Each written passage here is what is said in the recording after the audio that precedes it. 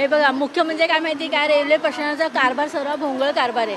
आम्ही 2 महिने अगोदर तिकीट बुक करायला सांगतो ना, तर 2 महिने अगोदर आम्ही तिकीट बुक करायला बसतो. 8 वाजायच्या आतमध्ये सगळं तिकीट फुल झालेले असतात. मग ते एजंट लोकांना कसे भेटतात तो तिकीट, आणि आम्हाला ते एजंट लोक तिप्पट दामाने देतात. हे चुकीचं आहे. बरं चला आम्हाला तिकीट नाही भेटलं, मग आम्ही आता इथे येऊन लाईन लावतो. सकाळी काय लोक रात्री कोकण कन्या गेली ना की तेव्हाच येऊन इथे लाईन लावतात, आणि काय लोक सकाळी येतात. सकाळी इथे लाईन येऊन उभे राहिले तर त्याच्यामध्ये लाईनीमध्ये एका माणसाचे 5 माणसं असतात, कोणाचे 10 माणसं असतात, असे कोणाचे 15 असतात. ते 15 माणसं घ्यायलाच नाही पाहिजे, 15 माणसं. आणि मग त्या हाल अपेक्षा करून आम्हाला आमच्या त्या गाडीमध्ये जावं लागतं. तिथे बसायला भेटतं की नाही भेटते ह्याची पण शाश्वती नसते. हां, ते म्हातारी माणसं असतात, लहान मुलं असतात, कोण कुठे आम्हाला मजबुरीने बसावं लागतं. आणि हा आमच्या कोकणवासियांसाठी खूप दुःखद हे आहे. काय आम्हाला नेहमीच म्हणजे प्रत्येक वेळी आम्हाला ते काय शिमगा असू दे, दिवाळी आपलं काय ते गणपती असू दे, खूप ह्याच्या त्रासातून जावं लागतं. बाकीचे आहे का हो असं कुठल्या रेल्वे प्रशासनामध्ये? बाकीचे कुठलेच नाही. तुम्हाला कंप्लेंट कुठली देणार नाही, फक्त आमच्या कोकणातल्या लोकांच्या बाबतीत असं घडतं. आम्हाला तिकीट द्या ना, आम्ही तिकिटाने जातो ना, आम्ही करतो ना बुक, तिकीट बुक करून आम्ही जातो ना. लाईन लावायची काय गरज आहे? काहीच गरज नाही आहे. मग जास्त गाड्या सोडल्या ना तर गाड्यांना पण मर्यादा असतात.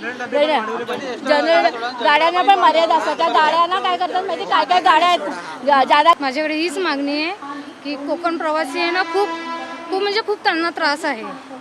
ते एवढे लाईनीत उभे राहतात, आजी असो आजोबा ते पण लाईनीत उभे राहतात. त्यांना बघून आम्हाला वाईट वाटतंच. गाडी नाही, म्हणजे ट्रेनचा सरळ तिकिटी नाहीत, किंवा अजून मी तर जवळजवळ 7 तास आहे.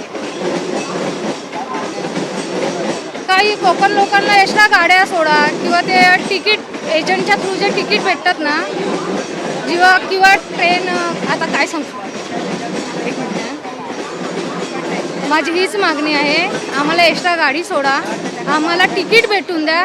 तिकिटाचा खूप मोठा प्रॉब्लेम आहे. मी सकाळी 10 वाजल्यापासून इथे आलो शेवटीला. इथे कोकणामध्ये गाड्या तर ॲक्च्युली कमीच सोडल्या जातात. आता एक ते आपली ही सोडली, आपली कुठली गाडी, ती AC गाडी सोडली. AC गाडी सोडण्यापेक्षा आमचे एक जनरल डबा आमच्या वाढवला असतं ना तर बरं झालं असते कोकणासाठी. एक डबा आम्हाला कोकणासाठी पुरतच नाही ॲक्च्युली, असं आहे. हां, दिवा रोवा कॅन्सल करून आमच्यासाठी कोकणासाठी पुढे जायला सोडलीचं बरं झालं असतं. सर दिवा रोवाचा काय आपल्याला फायदाच नव्हत नाही म्हणजे रत्नागिरीसाठी.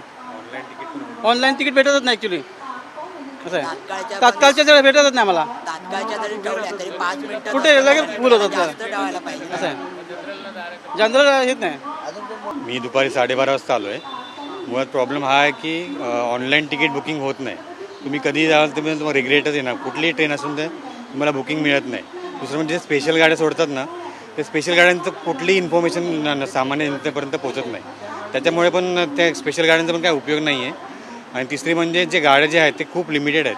जे 2-3 गाड्या ज्या आहेत तुतारी आणि कोकण कन्यांना, त्याच्यामुळे जास्त गर्दी इथं लागते. तर लोक बघा किती लाईनची उभी आहेत एवढी. दुपारी 10-10 वाजता, सकाळी 10-10 वाजेपर्यंत आलेले आहेत लोक. त्यामुळे खूप त्रास आहे. काय लोक तर रात्री येऊन उभे राहतात. लावून सुद्धा पण काही मतलब नाही आहे. एवढी गर्दी होणार ना रात्री. आता माझा 44 नंबर आहे. किती गर्दी होणार रात्री. आमच्यासोबत म्हातारे बायका आहेत, सासूबाई आमच्या, त्यांना कसं नेणार तर आम्हाला प्रश्न पडला. कसं जाऊ शकतो पण एखादा माणूस कसा जाऊ शकतो, पण लेडीज लोकांना नेणार कसं एवढ्या गर्दीतून. खूप त्रास आहे. मला एवढंच मागणं की ट्रेन वाढवायला पाहिजे बस. हां.